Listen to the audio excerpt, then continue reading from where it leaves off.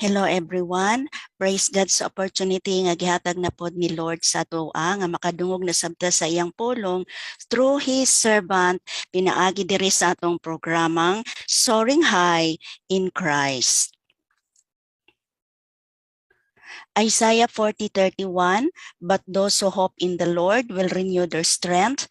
They will soar on wings like eagles. They will run and not grow weary. They will walk and not be faint. God bless us sa iyang pulong, mga igsoon. Og niini nga kabuntagon ang atong topic nagaingon dealing with our past. Text nato makita sa 2 Corinthians chapter 5 verse 17. Ang word ni God nagaingon, therefore, if anyone is in Christ, he is a new creation. The old has gone, the new has come. Sa Bisaya mga igsoon, nagaingon sa ikaduhang Korintos 5:17, kay bisan kinsa nga nahiusa kang Kristo, bag-o na siyang binuhat. Ang daan miagi na ug ang bag-o miabot na. Kinsa man sa inyo mga igsoon nga mobalik og suot sa iyang hinubuan human siya maligo.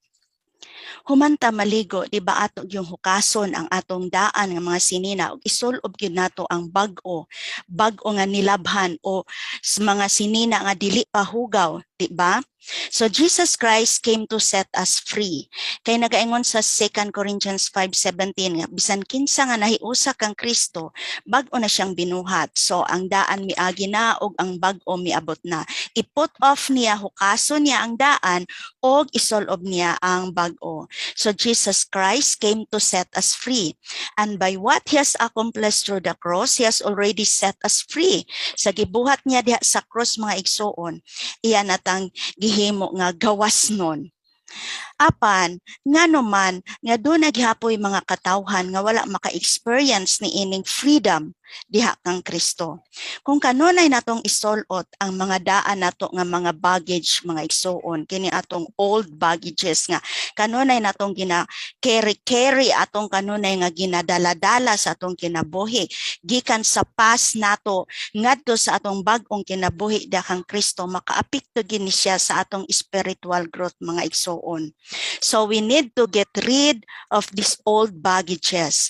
So sa Singapore mga igsoon, it is a country which is serious about dealing with drug problems. So kung makitaan gani ka to be in a position of prohibited drugs, you will be arrested.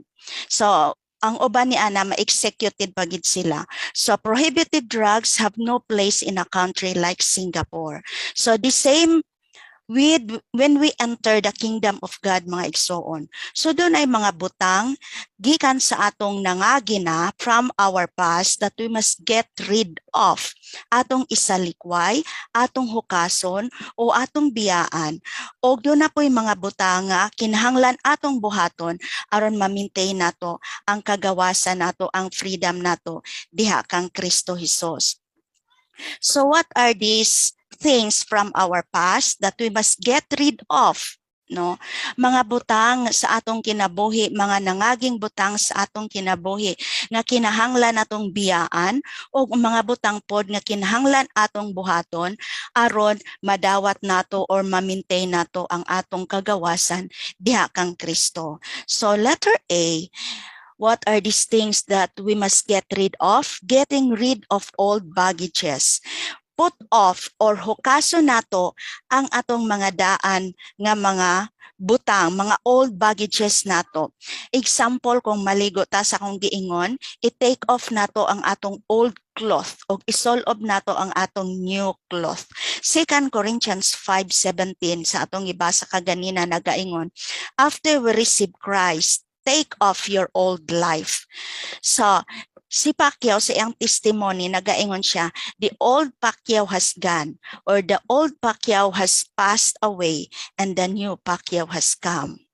Diba? So after we receive Christ, i-take off nato ang atong daan nga pagkatao o isolob nato ang atong bag-ong pagkatao. So unsa maning mga butanga kinahanglan natong i-put off or atong hukason. Una mga igsoon is this one, habit of listening to the lies of the devil. Kining kinaiya nato nga kanunay kitang naminaw sa bakak sa tong kaaway. So sa dihang wala pa kita ni Kristo, naata niini nga mga kinaiyahan mga igsoon. Not only were we listening to the lies of the devil, we were also entertaining them in our minds, no? Dili lang kay maminaw ta sa mga bakak sa atong kaaway, ato pagid kining gi-entertain sa atong mga hunahuna. Ug isip resulta na confused na hinuata, nagduha-duha na hinuata mahitungod sa atong Ginoo. No, og maunay makalid ka nato nga magbuhat kitag sala. So remember Eve in the Garden of Eden, gi-entertain niya ang temptation. Sa dihang gitintal siya sa devil nga kung mukaon ka niini nga fruit, you will become like God. So iyang gi-entertain mga igsuon ang tentasyon sa iyaha, mauna nga siya nakasala. So we should not entertain the lies of the devil. We should not listen to the lies of the devil. O dili po nato ni siya nga entertainon sa atong mga hunahuna mga igsuon. Kay kung ato ning pagabuhaton, we will become confused and doubt God. Magsugod na kita og duha-duha sa atong Ginoo.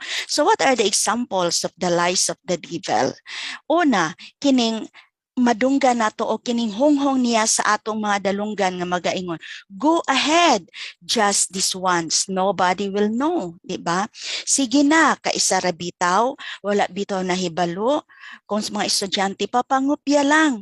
Kung sa mga palainom pa, inoms kaisa ra bitaw ni, wala bitaw makakita nimo. That is the lies of the devil. Bakak na sa tong kaaway mga igsuon nga kanunay kanyang hunghungan sa imong dalunggan. Kaisa ra bitaw, og isa pa nga iyang lies kanato kining everybody is doing it, no?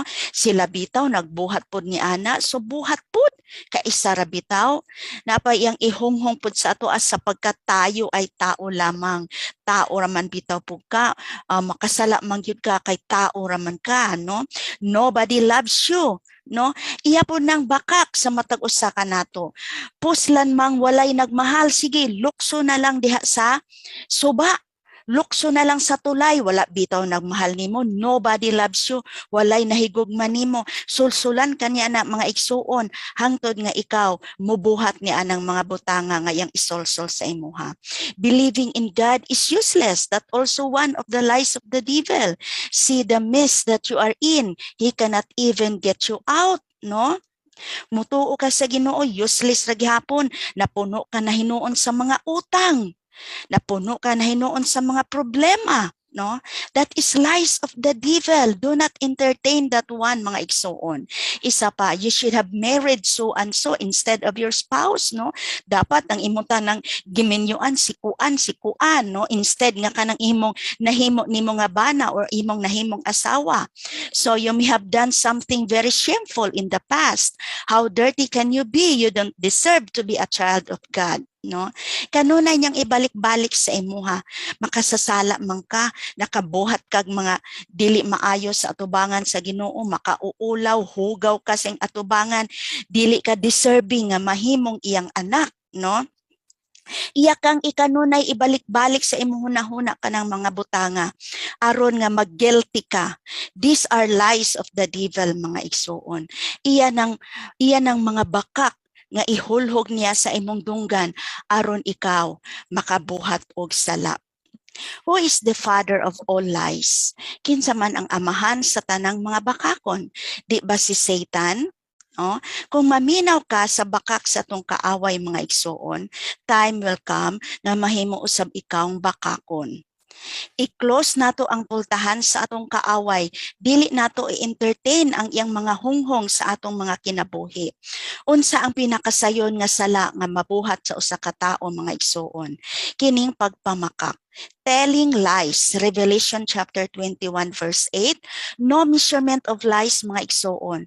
Ang bakak-bakak yun na, dili ka pwede mo ingon nga, gamay raman ni akong bakak. Gitawag man lang ni siya og white lies, no? Ang bakak gayud na siya sa atubangan sa Ginoo mga igsoon. Dili ka pwede mo ingon nga ang imong bakak gamay ra ni i-compare sa iyang sala nga nahimo. So unsa may remedy ni mga igsoon?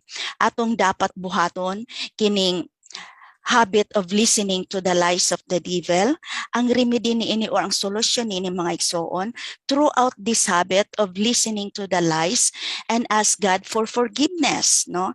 We must throughout this habit nga siging paminaw sa bakak sa atong kaaway ug mangayo tagapasayloan sa Ginoo nga kita nagapaminaw niini nga mga bakak diri sa atong dunggan mga igsoon. We should not listen to and much less entertain the lies of the devil, no? Every time nga kining mga butanga mo abot sa atong mind, atong hinumduman kanunay ang Ginoo. We must reject it right away, kining lies of the devil nga kanunay muhonghong sa atong mga dunggan mga igsoon. So this is the old baggages nga kinahanglan natong i-put off. And what is the second one? Ang ikaduha mga igsoon, kining past involvement in spiritist activities of our own and in our family ties. Family line nato. Some of us have engaged in spiritist activities in the past, such as worshiping idols. Kining atong mga kalululuhan kani adto sa unang panahon, first generation kani adto sa atong mga lululula nato. They are worshiping idols mga igsoon. So dapat i-cut off nato ni siya, i-renounce nato ni siya nga past involvement sa nangagi nga mga kapanahonan kay kinisala gayud sa atubangan sa atong Dios mga igsoon. Worshiping idols, and then kining playing games like spirit of the coin or spirit of the glass, that is also involvement in spiritist activities. Consulting horoscope like zodiac signs or fortune tellers. Sin usab ni mga igsoon, sala ni siya sa atubangan sa atong Ginoo. Ug dapat nato ni i-renounce, dili nato ni ipadayon mga igsoon. Kay unsa ingon sa atong Dios, i-curse niya from the third to the fourth generation ang nagapadayon niini. Consulting spiritist, mga healers, kining mga fortune tellers, kining mga tambalan, that is also sin mga igsoon. So whatever the spiritist activities, evil spirit may have gained a foothold in your life. Gitagaan nimo siya og way nga makasulod sa imong kinabuhi. So dapat biyaan ni nato mga igsoon, kung naga-practice man kamo niini, i-put off na, hukasan na sa imong kinabuhi. Unsay solusyon nga imong dapat buhaton ini mga igsoon? Ask forgiveness from God. Renounce it. Cut off all ties to evil spirit and ask for the covering of the precious blood of our Lord Jesus. Ask forgiveness from God for having engaged in such activities mga igsoon. Then renounce it and cut off all ties to the evil spirits. Leviticus 20:27, 1 Samuel 28. Nagaingon diha nga a man or woman who is a medium or spiritist among you must be put to death. Grabe nga punishment niini sa karaang panahon mga igsoon. Put to death. Ang mga tao nga nagapractice niini, involved in spiritist activities. Sometimes also certain sins run in our families, such as sexual immoralities. Kining sexual immoralities mga igsoon, putlo nato ni nga mga buhat, no? Kay magapadayon kini from generation to generation. Kung ikaw ug ang imong bana nagkinabuhi nga wala ka mo gikasal, nanganak na lang mog dosina-dosina apan wala ka mo makasal mga igsoon, masunod usab ka na sa imong mga anak, ngadto na sa imong mga apo, dili usab sila makasal mga igsoon.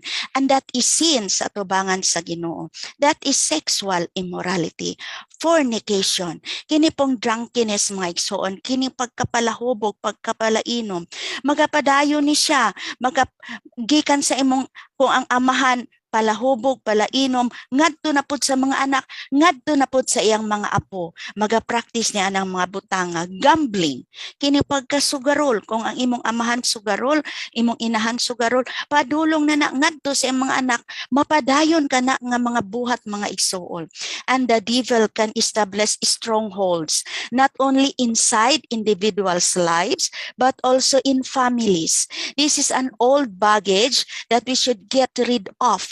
Ato nang hukason, because that is sin in the eyes of God, mga igsoon. Sala ka na sa atubangan sa atong Ginoo. So dapat i-get rid nato na, i-put off nato na. So unsay solution anak mga igsoon? Renounce this sin in your family line and cut off any tie to evil spirits in your family line, and ask for the covering of the precious blood of our Lord Jesus. Kay kana, that is sin in the eyes of God. Kung ipadayon na nimo mga igsoon ang curse sa Ginoo, mo padayon sa imong family until to the third and fourth generation. That is sin, past involvement in spirituous activities of our own and in our family line. And the third one, nga kinahanglan natong i-put off, i-get rid nato sa atong mga kinabuhi mga igsoon, kining habit of not submitting to authority. Who are those persons in authority? Government officials, leaders in the community, leaders in the church, leaders in the associations. We live in a country of Western-style democracy. Newspaper criticize the government, students criticize their teachers, wives argue with and do not submit to their husband. Ang husband nila nahimong under sa ilang mga asawa, tungod kay ang mga wives dili mo submit sa ilang mga bana. Children do not obey their parents, no? Ang mga anak dili mo submit sa ilang mga ginikanan. Mga church members critic the choir and criticize the sermon. Mga members sa church mo criticize sa mensahe sa ilang pastor, dili mo submit sa mga leaders, sa mga elders sa church. But the kingdom of God is not a democracy. It is a kingdom and God is the king. And we must submit to him as well as to the human authorities he has established. So, we have two biblical responsibilities in regards to authority figures, mga igsoon. Una, pray for them. I-pray nato ang atong mga leaders nato, mga government leaders nato sa atong country, mga leaders nato sa atong church, mga igsoon, mga pastors, mga elders sa church. So, we must pray for them. Kaya dili basta-basta ang mga responsibilidad nga gihatag kanila, mga igsoon, mga president of our country, mga president sa mga association, and then submit to them, submit to your pastor, submit to your elders in the church, mga igsoon. But the only time God permits us to disobey our earthly leaders is when they require us to do something morally wrong before God. Maura ni nga time nga gi-permit ta sa Ginoo, gitugutan ta sa Ginoo nga mo disobey sa atong mga earthly leaders, mga igsoon, sa atong mga leaders, kung magasugo sila kanato o opposite na sa kabubuton sa atong Ginoo. Dili na uyon sa kabubuton sa atong Ginoo. Kung sila nagabuhat na, nagamando na, nagahimo nag mga balaod nga subak sa kabubuton sa Ginoo, nga nakabalo ka, nga sala ka na, dili ka na uyon sa kabubuton sa atong Dios, then that is the time that God permits us to disobey our earthly leaders. Kung dili na maayo ang ilang mga ginabuhat, mga igsoon, kung dili na maayo sa imong hunahuna sa atubangan sa Ginoo, so that is the time nga dili ka mo submit kanila, because we know that God is not happy. That is sin in the eyes of God. So this habit of not submitting to authority is an old baggage that we must get rid when we enter the kingdom of God. It is a primary cause of disunity in the church as well as in family and society. Mao nang doon ay disunity sa mga churches, mga igsoon, tungod kay ang mga members dili sila submissive sa mga elders sa ilang church, no? That is why nga ang church doon ay disunity, mabungkag ang simbahan, mga igsoon. So dapat kinahanglan kita nga be submissive to our elders. Dili lang ta mo submit kanila kung nakita nato nga supak na sa kabubuton sa Ginoo ang ilang mga gipangpabuhat sa tua. So what is the remedy for this? Unsay solusyon ni ini? Ask God for forgiveness for those time you have not been submissive, and declare your trust in God to work through His established lines of authorities. So these are the remedies of habit of not submitting to authority. And what is the fourth one, mga igsoon? Nga kinahanglan natong i-put off sa atong mga kinabuhi. This one, the habit of pride. Habit of pride, mga igsoon. What is pride? Kung atong tan-awon, pride is a feeling that you respect yourself, no? It is a feeling that you respect yourself and deserve to be respected by other people. Mao na siya ang pride, mga igsoon, nga gusto ka nga irespetuhan jud ka sa tanang mga tao. Imog yung i-impose that people will respect you. A feeling that you are more important or better than other people. Mao ni nga pagbati nga imog yung ginaisip nga mas importante ka kaysa ubang mga tao. So dapat ikaw respetuhan. A feeling of happiness that you get when you or someone you know does something good or does something nice sa mga tao. Moingon ka nga, ako na good ni. Proverbs 29:23, God hates pride. It is a serious sin in God's eyes. Hate sa Ginoo ang tao nga garboso, mga igsoon. Pride leads to destruction. Maunay kanunay natong hinumduman, mga igsoon. Pride leads to destruction. And what is pride? Nagaingon diri, pride causes us to get hurt easily. Causes us not to depend on God, is what causes Lucifer to be thrown out of heaven. And it is bad, while self-esteem is good. It is our old self pop up, boasting, wanting to outshine others. Mao ni nakakos kang Lucifer, mga igsoon, nga no nga githrown out siya from heaven, di ba? Githrown out siya gikan sa langit ngadto sa impyerno tungod sa iyang pride. Gusto siya nga mulabaw pa sa atong Diyos. Mao po ni nahitabo katong sa Tower of Babel, nga gipukan sa Ginoo ang Tower of Babel tungod kay ang mga tao nahimo ng garboso. Gusto nilang mulabaw pa sa ila sa Ginoo. Gusto nilang makabot nila ang langit, mga igsoon. So it is our old self puff up, boasting ourselves. Ako na jud ni. So dapat inyo kong respetuhan. Dapat inyo kong tawagon sa akong posisyon, no? Boast, no? Nagaboast kasi imong kaugalingon, wanting to outshine others, no? Self-esteem is confidence and respect or satisfaction of oneself. It is recognizing that we are a worthwhile person made wonderfully by God. Psalms 139:14. That is self-esteem.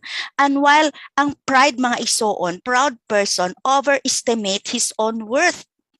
He thinks that the most important thing to think and talk about are those which concerns him.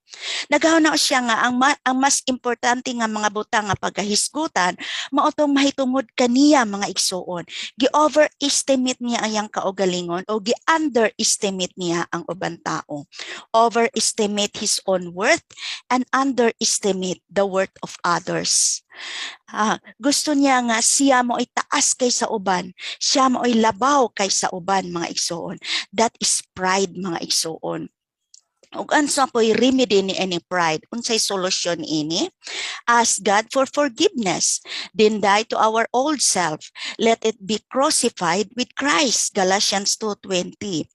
Ask God for forgiveness, mga igsoon. Kanunay kita mga pasayloan sa atong Ginoo. And atong ilansang diha sa krus uban kaniya kini nga kinaiyahan nga dili maayo. Galatians 2:20. So we have to die daily to our old self, mga igsoon. I-put off nato ni siya. Ato ni siyang hukason sulod sa atong mga kinabuhi. And what is the fifth one nga atong i-get rid sa atong life, mga igsoon? Kining habitual sin. What does it mean by habitual? Kung maghisgot ag habitual mga igsoon, kayang balik-balik gani, nahabit na nimo, gibalik-balik na nimo pagbuhat. Ang kasagaran po mga tao mga igsoon, doon ay mga tao nga they are caught in a trap of sin confess, no? Kanang magpakasala, yung mga napugpasaylo, magpakasala na pod, mangayo na pugpasaylo. Gabalik-balik ilang mga binuhatan mga igsoon. This old baggage may be the most difficult to get rid of, but it can be done mga igsoon. The habitual sin may be in any of the following areas. Maybe, number 1, kining drunkenness. Kining pagkapalahubog, pagkapalainom, habit na nimo, gabalik-balik na nang ginabuhat. Karon imong buhaton, then mga ipasaylo sa Ginoo pagkaugma ginabuhat na usab nimo. That is habitual sin, drunkenness, sexual immorality. Grabe na ni karon mga igsoon. Gagmay pa buros na. Daghanay nahimo nga mga teenage mother, teenage pregnancy. Naminyo nga walay kasal, mga 14, 13, 15, 17, 18 years old, mga buntis na mga igsoon. That is sexual immorality, fornication. Dili ka na maayo sa tubangan sa Ginoo. That is sin. Habit na. Gina-practice mo na murag na uso na karong panahon na. Ginauso na sa mga batanon, mga igsoon. Kung ikaw doon ay anak nga inana, please, no? Tambagi ang imong anak. That is immorality in the sight of God. That is habitual sin nga kinahanglan natong i-get rid of, no? Drugs, kining drugs, droga mga igsoon. O dili man na mahitabo mga igsoon kining mga butanga kung walay drugs. Tungod sa drugs nahimo kining pagka-drunkenness, sexual immorality, kining gambling, losing temper, lying kana mga igsoon. Gambling, na pagkasugarol, and God is not happy of that one. Losing temper, no, kining dali ra masuko pagka masukanon. Lying, pinakasayon kining nga sala mga igsoon, kining pagpamakak, no? Sayon ra ni mabuhat sa tao, dali ra gyud niya nga mahimo ang pagpamakak mga igsoon. The sin hangs on and refuses to let us go unless it is overcome. Our Christian growth will be greatly hindered. Kung dili nimo ma-overcome mga igsoon, ang imong Christian growth mapugnan, dili ka mo grow sa imong spiritual life. Dili ka ma-matured mga igsoon unless dili nimo ni ma-overcome. Dili mo grow ang imong Christian life. So unsa may solusyon niini? Unsa may remedy ani mga igsoon? Still ask God for forgiveness for committing this sin again and again. Pangayo pasaylo sa Ginoo mga igsoon. Nga kanunay nimo ning nakomit nga sala, because these are the things nga kinahanglan natong ipot off sa atong kinabuhi mga igsoon.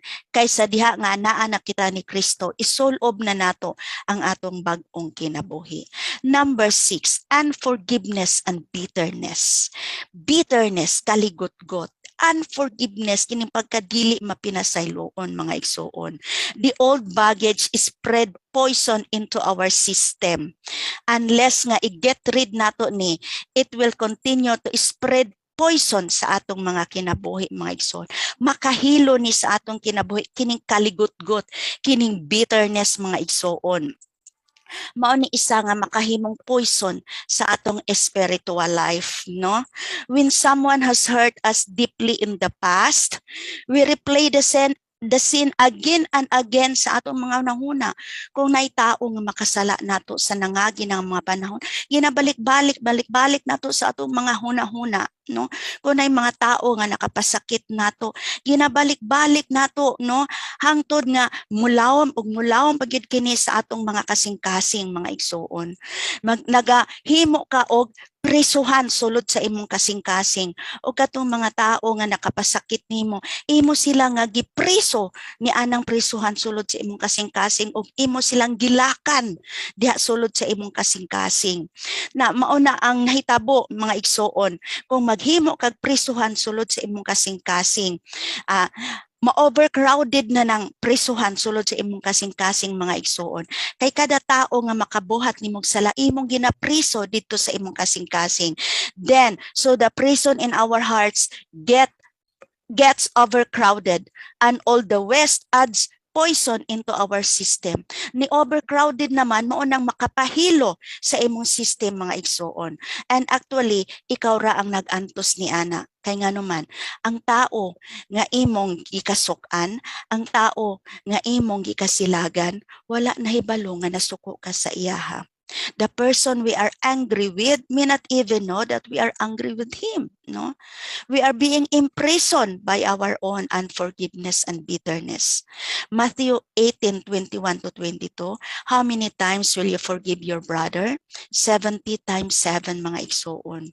So walay katapusan nga pagpasaylo sa imong igsoon mga igsoon. Ayaw pagbuhat o prisuhan sulod sa imong kasing-kasing. Kay ikaw ra gihapon ang maalkansi ni anak mga igsoon.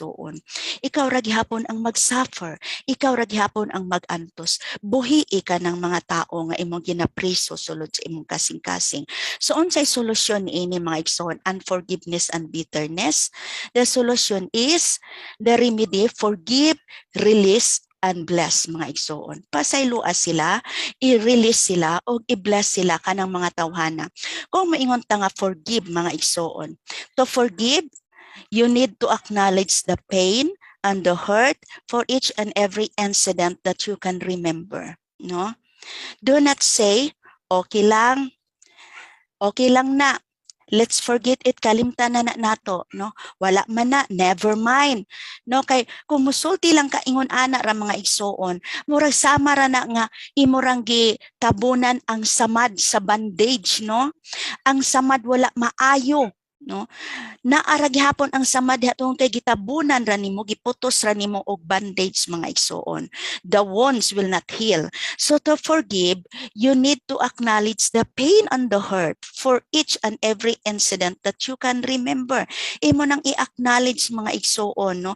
Then forgive from your heart because Jesus Christ had paid the penalty on the cross. Gibayra na sa Ginoo ang atong mga kasalanan diha sa cross. Nagpakamatay siya diha sa cross. Forgive them mga igsoon. Do not just say, Lord, please help me to forgive. Kay, iyan na kang gitabangan. Ayaw pud pag-ingon, I want to forgive. You are not yet there. Kung dili mo isulti mga igsoon, Lord, I forgive my sister. I forgive my brother. I forgive my friend for doing this to me. For every incident, sa mga nabuhat niya sa akong kinabuhi, ginapasaylo na ko siya, Lord. Gipasaylo na ko siya. You will never heal until you forgive mga igsoon. Dili yung ka maulian, dili ka maayo, hangtod dili ka makapasaylo. Forgiveness is the most difficult gift you can give to yourself. Forgive yourself first, then you can forgive others. By forgiving others, you are forgiving a part of you. Pasaylua una ang imong kaugalingon before ka makapasaylo sa uban mga igsoon. So forgiveness is the greatest gift you can give to someone. Mo na pinakadako, pinaka-great nga gasa nga imong mahatag ngadto sa uban mga igsoon, ang imong paghatag kanila og kapasayloan. Kay dili gyud ka maulian kung dili ka makapasaylo mga igsoon. Pasayloao na imong kaugalingon aron ka makapasaylo sa uban. Forgive, ug ang ikaduha nga solusyon mga igsoon, release. After forgiving a person, release him from the prison of your heart. Dismantle the prison so that no prisoner will ever be taken again, and your heart will always be clean mga igsoon. No? Release, buhii ka ng mga tawhana nga imong gipriso sulod sa imong kasing-kasing. Kay kung anaara na sila diha kanunay mga igsoon, dili gyud ka maulian. Kanunay nimong mahinumduman ang mga sayop, ang mga sala, mga sakit nga ilang nabuhat diha kanimo. Release them mga igsoon og i-dismantle, to pull down, to take apart, disassemble kanang prison, kanang prisuhan nga imong gibuhat sulod sa imong kasing-kasing. I-disassemble na mga igsoon, i-dismantle ka na the prison so that no prisoner will ever be taken again and your heart will always be clean. So forgive, release og ang ikatulo nga imong buhaton, bless. Dili lang kay imo silang pasayloon, dili lang kay imo silang buhian diha sa prisuhan sa imong kasing-kasing, kundi i-bless silang mga igsoon. When you bless them from your heart, your forgiveness will now be complete. Our Lord will be pleased. Not only do you forgive and release everyone, mga igsoon, nga nakapasakit nimo, you need to bless them. Imo silang pasayloon sulod sa imong kasing-kasing. Pasayloan ang mga tawhana even though wala sila nangay pasaylo nimo. I-bless sila mga igsoon. And when you bless them from your heart, ang imong kapasayloan makompleto mga igsoon. The Lord will be pleased sa imong kinabuhi. So mao na mga butanga nga imong pagabuhaton mga igsoon. Unforgiveness and bitterness ang dapat nimong buhaton ni ana. Forgive, release, and then bless that person. I-bless ng tawhana mga igsoon nga imong gikasilagan. Forgive them, release them, and bless them. Now, unsa mapod ang mga butanga kinahanglan natong buhaton aron ma-maintain ang atong kagawasan diha kang Kristo. Kaya nahisgutan na nato mga butanga kinahanglan natong i-put off, i-get rid nato katong atong ipanghisgutan na unsa mapong mga butanga na kinahanglan natong pagabuhaton so that our freedom can be maintained in Christ, no? Maintaining our freedom in Christ. Una, seek Christian fellowship. Seek Christian fellowship where you can walk in the light and speak the truth in love. We need each other, mga igsoon. Pangitag mga Christian fellowship nga diin dito ka ma-involve, mabilong ka dito mga igsoon aron nga ma-maintain ang imong freedom diha kang Kristo. Aron mapadayon ang imong paglakaw diha sa kahayag uban kang Kristo. Nagkinahanglan ta sa matag usa mga igsoon, we need each other. Seek for churches nga diin makatabang nimo mo-grow ka sa imong spiritual life. Christian fellowship makatabang nimo to grow in your spiritual life. Then number 2, to get into your Bible daily, read it, meditate on it, and apply it in your life. No? Read your Bible daily. Basaha ang imong Biblia kada adlaw, then meditate on it. Pamalandong ni ana mga igsoon og i-apply sa imong kinabuhi ang mga butang nga imong nabasa diha sa pulong sa Dios mga igsoon. Let Jesus Christ truly be your Lord and Master. So that kung buhaton nato ning tulo ka mga butang mga igsoon, mao ni mga paagi nga diin ma-maintain nato ang freedom nato diha kang Kristo. Maintaining our freedom in Christ mga igsoon. So as a conclusion, nako illustration nga akong ipaabot diha kaninyo. Kining usa ka tawo nga ginganlan og si Joe. Joe lives in a neighborhood that often had robberies. Kining si Joe nagpuyo siya sa usa ka lugar nga daghay mga kawatan. No? And then one day, gi-invite niya si Jesus Christ na mupuyo sa iyang balay. Og iyang gihatagan sa pinakadako nga room sa iyang panimalay. Og niya nang gabi una, miabot ang mga kawatan aron sa pagpangawat sa balay ni Joe. And then, pagkabuntag ni Ana, nangutana si Joe kang Jesus, Lord, why did you not prevent the robbery? Why did you not protect my house? Ano wa man ni ma-protection ni ang akong panimalay Ginoo pag-abot sa mga kawatan? Unsay tubag ni Jesus sa iya? Kinsay tag-iya ani nga balay? Who owns this house? Joe replies, but I give you the biggest room, Lord. Tagaan takas pinakadako nga room ni ini nga balay. Unsay tubag ni Jesus sa iya? Jesus just smiles to Joe. Then si Joe miingon kang Jesus, okay, hatagan ta ka sa susi sa tanan nga kwarto ni ining akong balay, Lord, except for one small room where I will stay. Hatagan ta ka key or susi ni ining tanan kwarto sa akong balay, except ni isa ka kwarto kay diri ko ni ini mag-stay, diri ko magpuyo. So that night, another na pod nga kawatan misulod sa panimalay ni Joe o gipangkawat ang iyang mga kabtangan sa iyang panimalay. Then the next morning, Joe asked Jesus again, Lord, why did you not prevent the robbery? Why did you not protect my house? Jesus replied, who owns this house? Kinsay tag-iya ani nga balay? Joe looks puzzled, na confused si Joe. Then ingon siya kang Jesus, Lord, I give you the keys. Kitagaan ta ka sa susi sa tanan kwarto nining akong balay. Except ni anang small room nga giingnan ta ka nga ako alang na tungod kay diha ko ning tubo ni anak nga kwarto, and it has a sentimental value to me. I grow in that room. So can I not keep it for myself? Jesus smiles to Joe. Ni-smile lang si Jesus kan Joe. So finally, si Joe surrenders everything to Jesus. Niingon siya, yes, Lord. Here is the last key. Ihatag nako sa imo ang katapusang susi. Ikaw na maoy tag-iya ni ining akong panimalay. You are the owner of this house. So that night, another robber tries to break in. But the angel destroys them. God protect the house of Jew. Ang moral lesson nga atong makuha di ang mga igsoon is that the devil cannot enter our life if Jesus Christ is truly our Lord and Master. Dili makasulod ang devil sa imo nga kasing-kasing mga igsoon kung si Jesus Christ mao ang manag-iya sa imong kasing-kasing. If you surrender everything to Him, surrender everything to Jesus mga igsoon.